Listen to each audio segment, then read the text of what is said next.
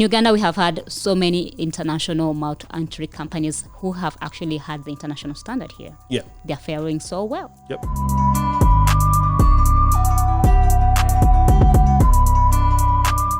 What's good, Uganda? It's your boy O'Shea Duke Jackson, back at it again with another episode of the Repat podcast, and we handle all of your inquiries and content about repatriating to the African continent.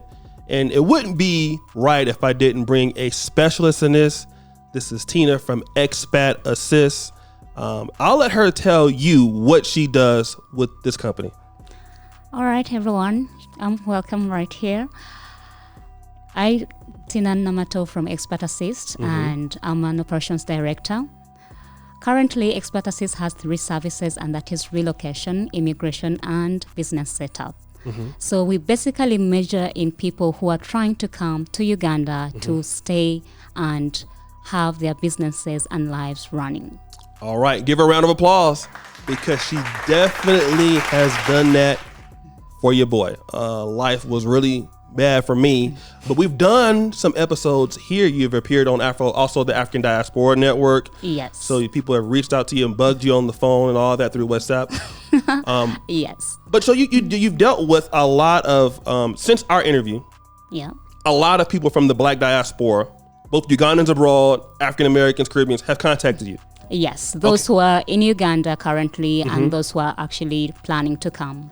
Okay. Yes. And we've done a business together. You've helped some of my people that work here with us get visas and everything like that. Yes. But there is a topic that you brought up because we were in your office last week. You was taking all my money again, as usual. And you were talking about that a lot of people that have called in, they don't understand how expensive Africa is. And in context of Africa, we'll use Uganda because you specialize in that. Yes. If you are unprepared. That's a very powerful point. So what do you really mean when you say Africa is really expensive for you if you're unprepared? In this context, I'll go within a 2-way journey. Okay. One would be if you're going to relocate from another place and you really want to permanently stay, you need to have a budget. Okay. One is to think about when you move, what is the next step of life in regards to your livelihood and how you are going to stay operating. All right. Are you going to get a job? Are you starting up a business? Okay. And what is your legal status within the country? So for anybody who is going to make that big move, you need to think about these 3 things. Okay. Yeah. And again, let's go over the 3 things again, one by one. The first one. So the first one is relocation. Okay. How are you going to relocate? Currently is you need an air ticket to come to Uganda. You need an approved visa. And when you actually come here and you're ready to settle is you need to ship in your things. You need to look for a house.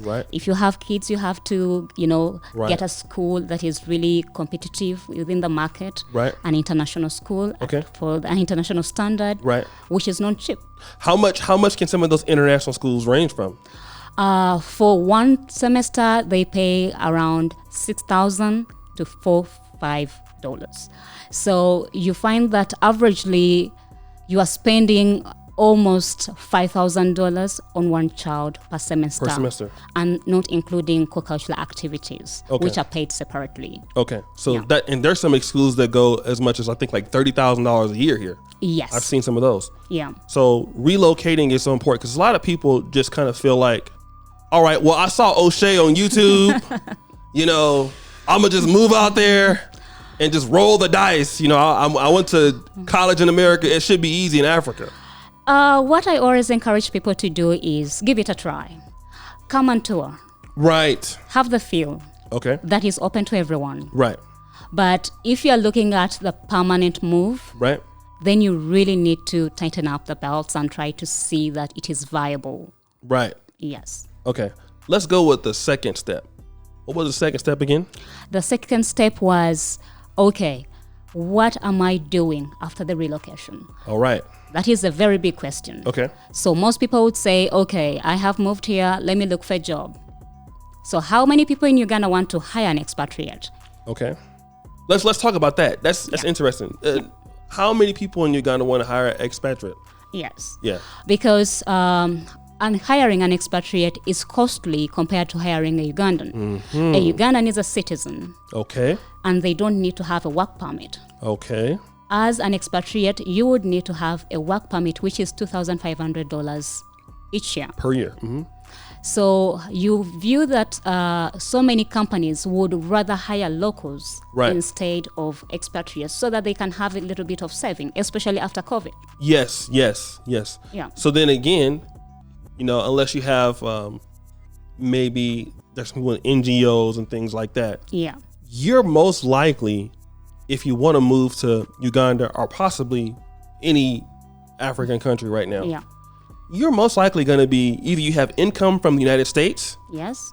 Or you have some industry advantage and you have some corporation that you're starting here. Yes. So definitely we are looking this in two ways. One, when you come here, you may actually be lucky, land a job, and someone is willing to, foot the bill. Mm-hmm. On the other side, you can start up something for yourself. Okay. Meaning that you're going to go on your savings, you're going to work on your brain and say, where is my niche in this? Okay. And you have to start somewhere. Okay. And that is where we come in with the business registration and the consultancy and help you build this idea. Okay.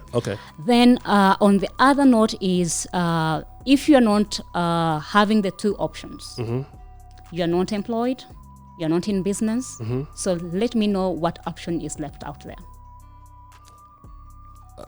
Probably not that many, right?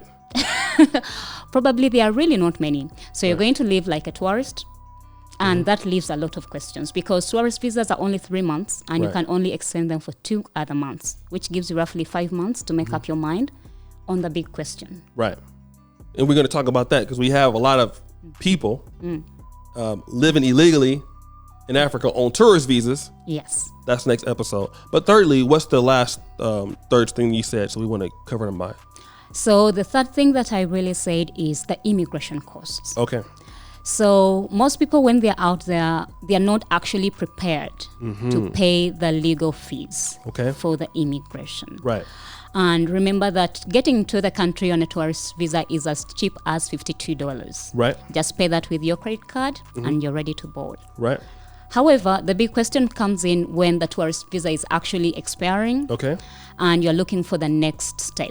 Okay. To say, okay, this has been fun.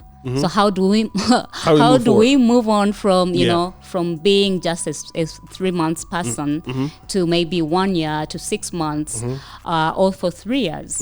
So it all depends on how the pocket is and how prepared you are. Right. Because we have so many people who are doing the forth and back process with the tourist visas. However, the government is also tightening up their screws on this. Okay.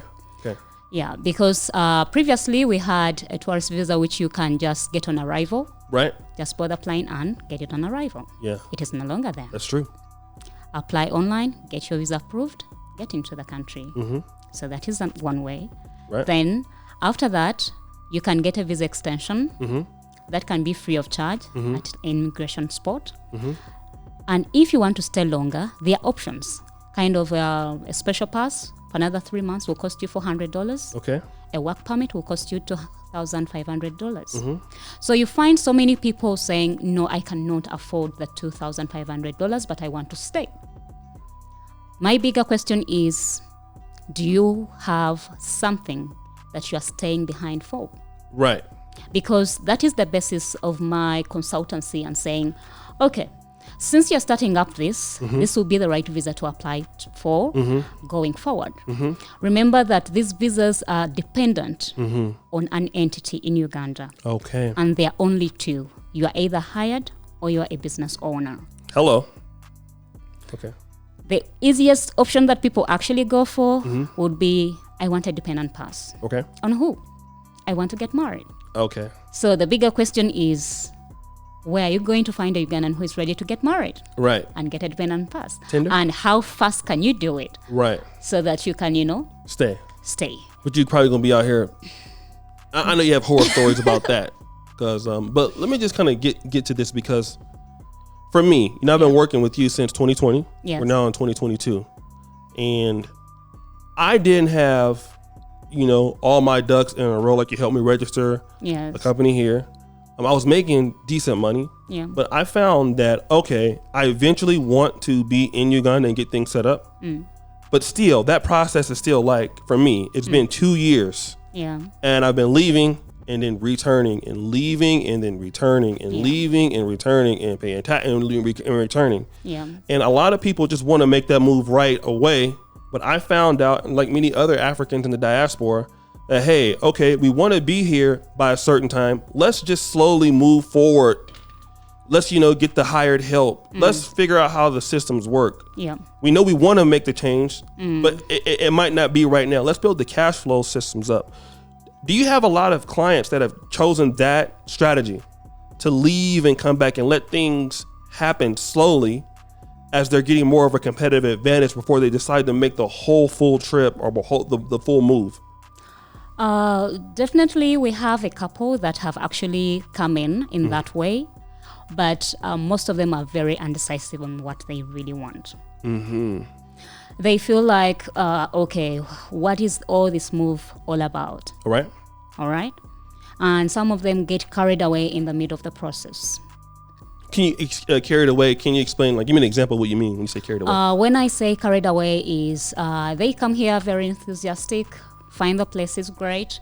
They really want to start something. Okay. So we usually do a consultation with them, take them through what the processes are, and they're really ready to sign up.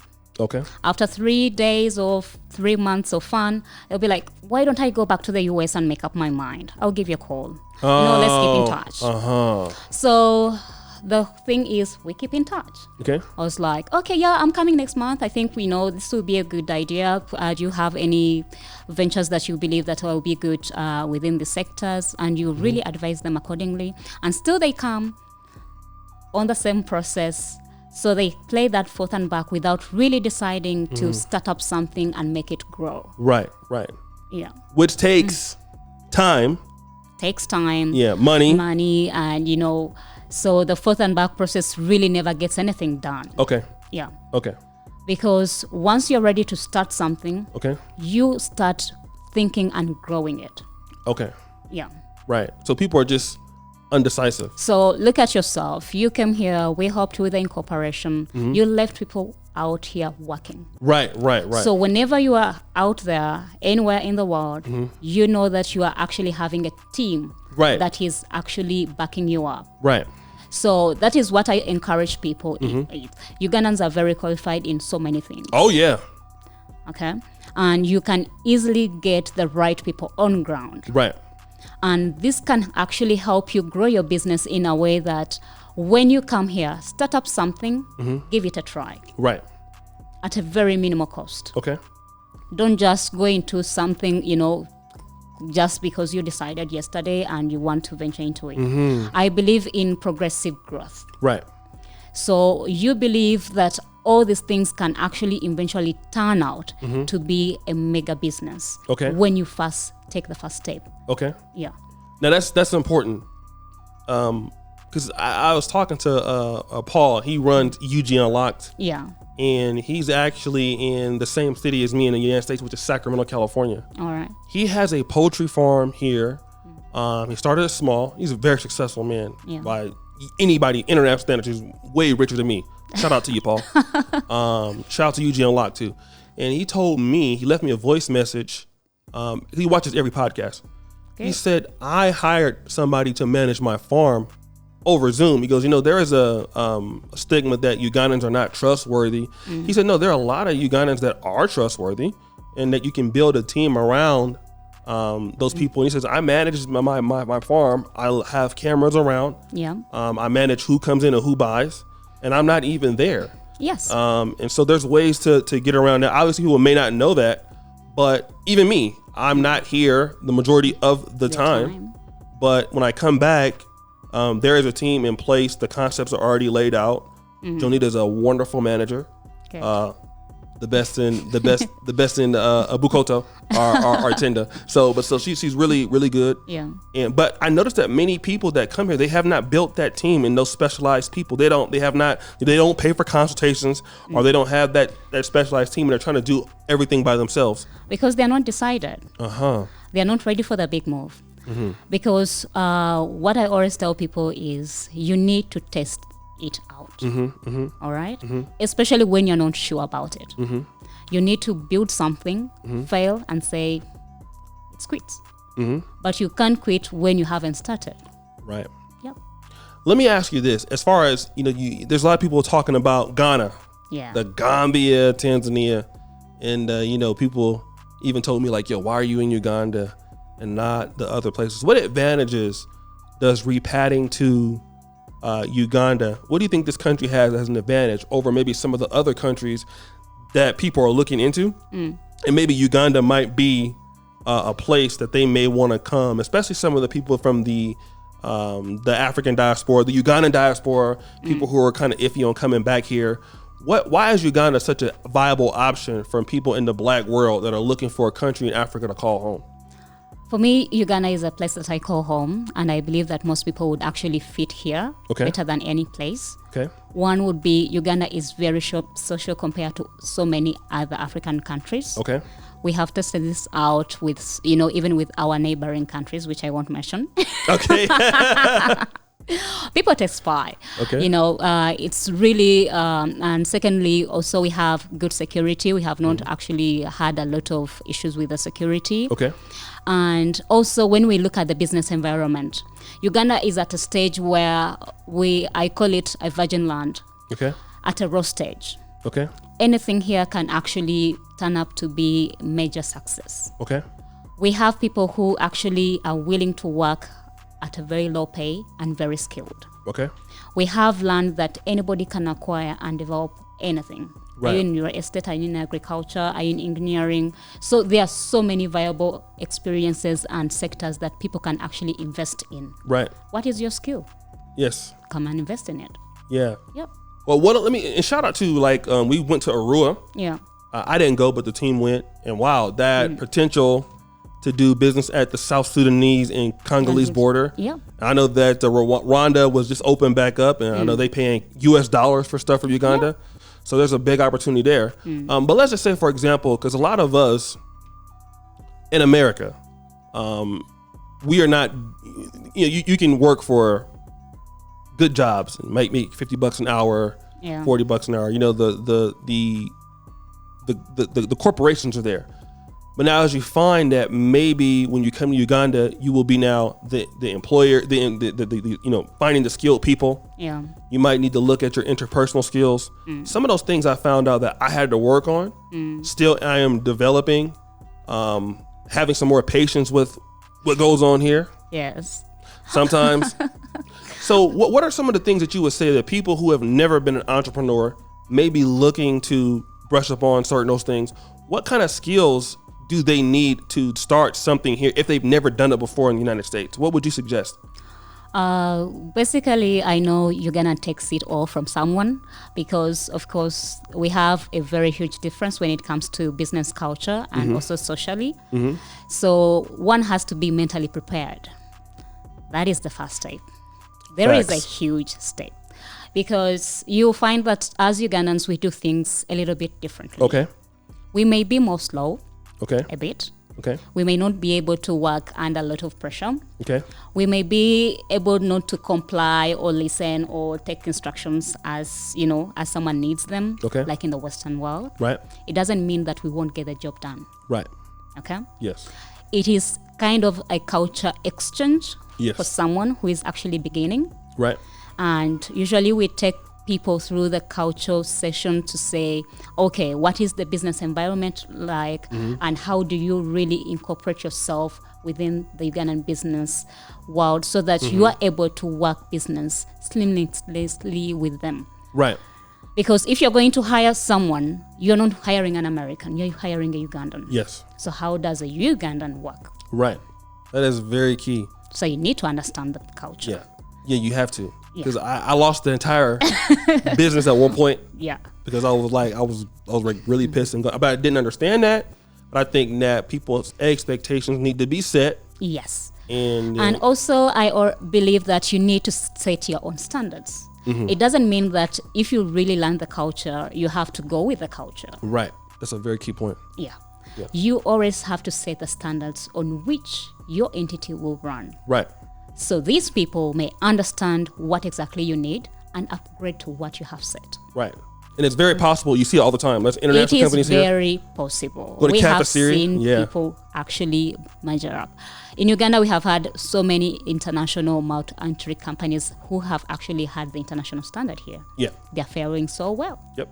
Just go online and, check them out. Check them out, yeah. I'll give you one example. Is Cafeteria. It's a restaurant in the Acacia Mall. And sometimes things may happen. Yeah. Orders may be wrong, but no, it's the service is much different than I would say at certain other places. It's at the international standard. It reminds me of being like if I'm at home or in Europe. So there are definitely businesses. Izumi is run. I forgot. I think Mr. Patel is the manager over there, but we've had him on our channel. Excellent service. Excellent food, it's run great at environment. If you drop that restaurant in New York City, it would do well. So that potential is here. Just because the business culture may be not what it's on the American Center doesn't mean that you can't, run it and actually succeed in it. As long as you set the expectations of exactly what they're supposed to do. Yes. They're intelligent as anybody else. There is always what we call skills training, on-job training. These are things that bring people to speed. Okay. And as a person who is ready to, of course, be the lead person into your own business and also leading a team, these are things that someone has to actually pull up on. Okay. Yes. Yeah. So remember that someone moves away from the fact that they are going to be employed to being self-employed. Right. Which actually just turns you around and be like, okay, now I'm responsible. I'm a dad. Yeah. You're responsible for everything in the business. Everything, for the losses, for the profits, and for those who are working there. Yeah, and that's a lot of stress. And on top of that, being in Uganda, which is like, power just went out. What do we do? It does go out. Yeah, or if you're working like me, like I'm working sometimes on the USA time zone. Yeah. So it's challenging, but it's rewarding. It is. It's rewarding. So guys, Tina, tell them where they can reach out to you if they have more questions. So if you have more questions, you can actually reach out on my email, that is tina@expat-assist.com, or just call my WhatsApp number or leave me a text, and that is 0775 053105. Or you can check out our website, and that is expat-assist.com. All right. Well, guys, thank you so much for taking us out here. Let us know if you want us to bring Tina back. I'm going to be bribing her after this. She came over here during all this traffic, so I really thank her. So what do you think? Comment below. And as you know, keep it real, King Ghana forever. We're out.